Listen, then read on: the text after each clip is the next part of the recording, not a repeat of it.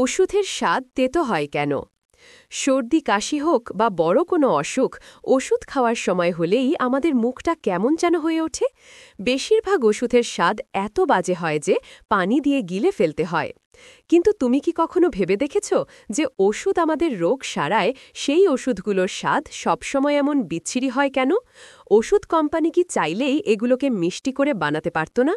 রোগ নিরাময়কারী ও জীবন রক্ষাকারী হওয়া সত্ত্বেও বেশিরভাগ ওষুধেরই স্বাদ কিন্তু খারাপ হয়। তেতো স্বাদের সিরাপ বা ট্যাবলেটের বাজে স্বাদ আমাদের সবারই চেনা। প্রশ্ন হল, ওষুধের স্বাদটা তেতো হওয়া কেন এত জরুরি? এর উত্তর আছে প্রকৃতির কাছে। কারণ বেশিরভাগ আধুনিক ওষুধই এমন রাসায়নিক যৌগ থেকে তৈরি বা অনুপ্রাণিত যা প্রকৃতিতে পাওয়া যায়।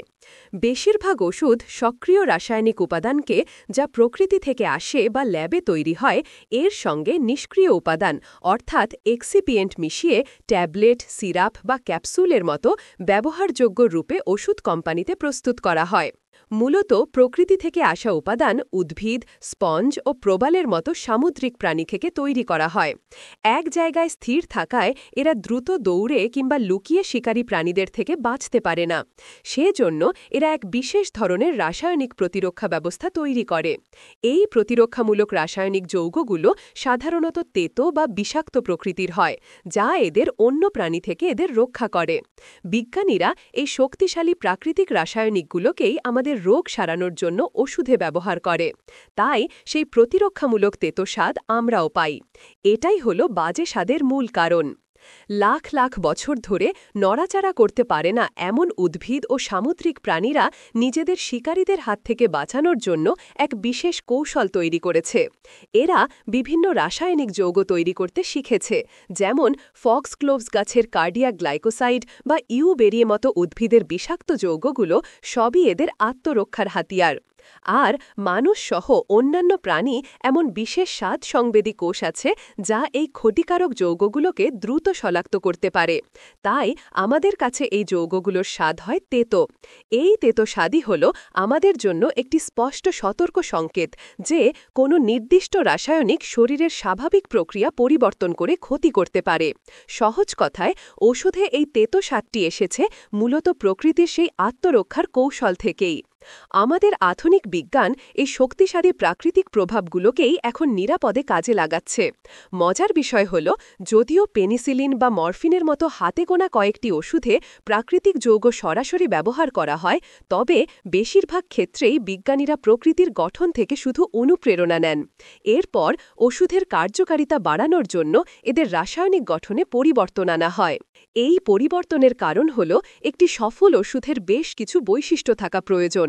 এটিকে অবশ্যই শরীরের ভেতরে সঠিকভাবে কাজ করতে হবে, রোগাক্রান্ত স্থানে পৌঁছাতে হবে এবং নির্দিষ্ট সময় পর্যন্ত কার্যকর থাকতে হবে। তাই এই জরুরি শর্তগুলো পূরণ করার জন্য কখনো কখনো প্রাকৃতিক রাসায়নিক কাঠামো পরিবর্তন করাটা অপরিহার্য হয়ে পড়ে। ওষুধ খাওয়ার সময় আমাদের যে খারাপ অনুভূতি হয়, তা শুধু ওষুধের মূল সক্রিয় উপাদানের তেতো স্বাদের ওপর নির্ভর করে না। ওষুধ যখন চূড়ান্তভাবে তৈরি হয়, তখন স্থায়িত্ব ও ট্যাবলেট হিসেবে উৎপাদনের জন্য মূল উপাদানের সঙ্গে এক্সিপিয়েন্ট নামে কিছু নিষ্ক্রিয় উপাদান মেশানো হয়। কাগজে কলমে সুস্বাদু উপাদান মিশিয়ে খারাপ স্বাদ কমানো সম্ভব, তবে বাস্তবে সমস্যাটি কেবল স্বাদের মধ্যে সীমাবদ্ধ থাকে না। বিশেষজ্ঞরা বলছেন, একজন রোগী ওষুধ খেতে স্বচ্ছন্দ বোধ করবেন কিনা তা নির্ভর করে 5টি সংবেদনশীলতার ওপর। এসব বিষয় একসঙ্গে মিলে যে অভিজ্ঞতা তৈরি করে, সেটিই শেষ পর্যন্ত ঠিক করে দেয় ওষুধটি কতটা বাজে লাগছে। শিশু ও বয়স্ক রোগীদের জন্য ওষুধের স্বাদ একটি অত্যন্ত গুরুত্বপূর্ণ বিষয়। কারণ যদি ওষুধের স্বাদ ভালো না লাগে, তবে এই দুর্বল রোগীরা দরকারি ডোজটি খেতে চাইবে না বা খেতে ঝামেলা করবে। এর ফলে দুটি বড় বিপদ তৈরি হয়। প্রথমত, ওই রোগীর স্বাস্থ্যের ঝুঁকি বেড়ে যায়। দ্বিতীয়ত, পুরো কোর্স শেষ না করার কারণে, বিশেষ করে অ্যান্টিবায়োটিকের ক্ষেত্রে আরও ভয়াবহ ওষুধ প্রতিরোধের সমস্যা দ্রুত বেড়ে যেতে পারে। এই বড় সমস্যা সমাধানের জন্য ওষুধ কোম্পানিগুলো প্রতি বছর লাখ লাখ টাকা বিনিয়োগ করে। তারা ওষুধের ওপর আবরণ দেওয়া, রাসায়নিক কাঠামো পরিবর্তন করা বা নানা ধরনের বিশেষ ফ্লেভার যোগ করার মতো বহু কৌশল ব্যবহার করে।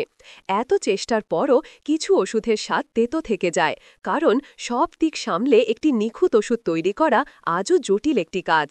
স্রোত্র লাইফ সায়েন্স গ্রন্থনা অধ্যক্ষ মহসিন আলী আঙ্গুর সম্পাদক ও প্রকাশক মুজিবনগর খবর .com মেহেরপুর